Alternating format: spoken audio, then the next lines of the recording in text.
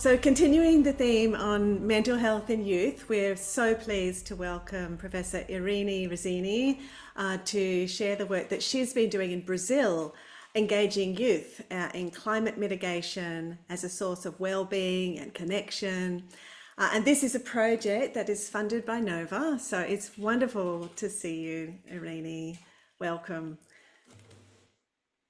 Thank you so much, Susan. I am so honored to be here. It's such a pleasure to meet so many amazing people with amazing experience in this work on behalf of flourishing, good ideas, good initiatives, and fight against so many negative waves in our world. So I will start by saying that it is an amazing opportunity for me to be here to share a work we just started, and Nova Institute has been supporting part of this work. I come from Brazil. I am a professor and a researcher in the city of Rio de Janeiro. And for many years, actually 4 decades, we have been working on behalf of children's rights and fighting inequality and rights violation, violence against children and youth. I will very briefly share with you some ideas very much inspired on the idea of flourishing and a flourishing society. And we begin with the children. So I'm sharing with you here a first message that has to do with children are naturally connected to nature. As they are born, they very easily talk to all elements of nature, not just plants, but all the animals, all existing beings in the planet. And very naturally, they understand things that adults kind of forget or find it hard to remember when they were children, which is this very intimate connection to nature and the curiosity, as we see in the slides, of being close to nature but exploring what's happening around them. It's very often we see scenes of very young children in the early years of their lives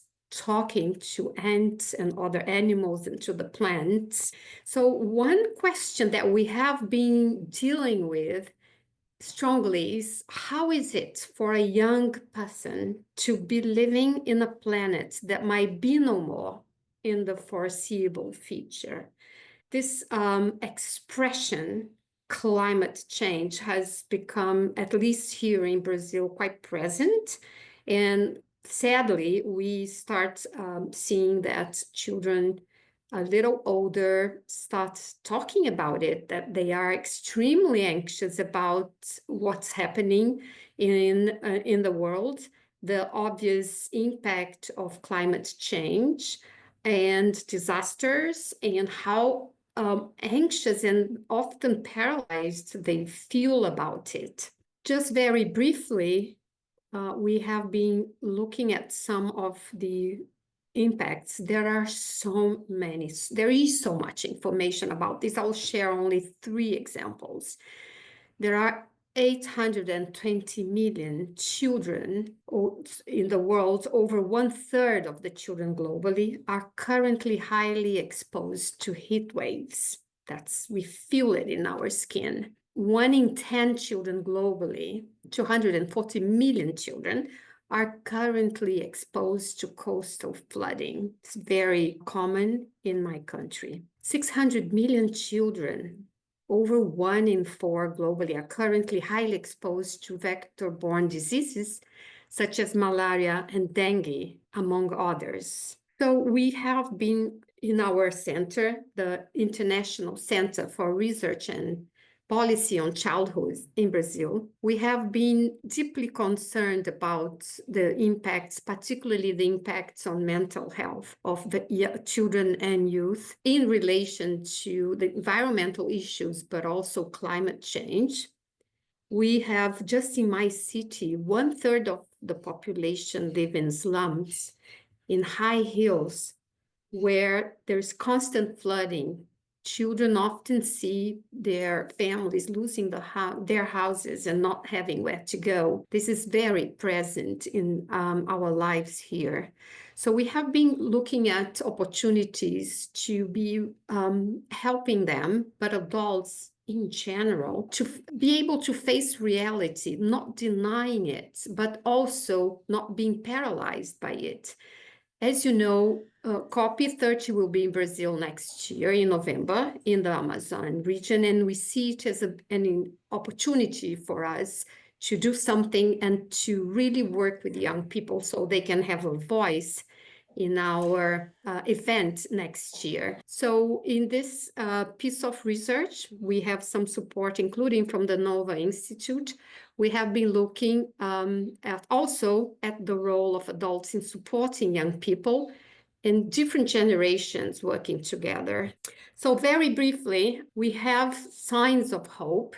We have all these children protesting around the world and giving us a very direct and simple message that I will end my very brief remark by reminding us what they are telling us.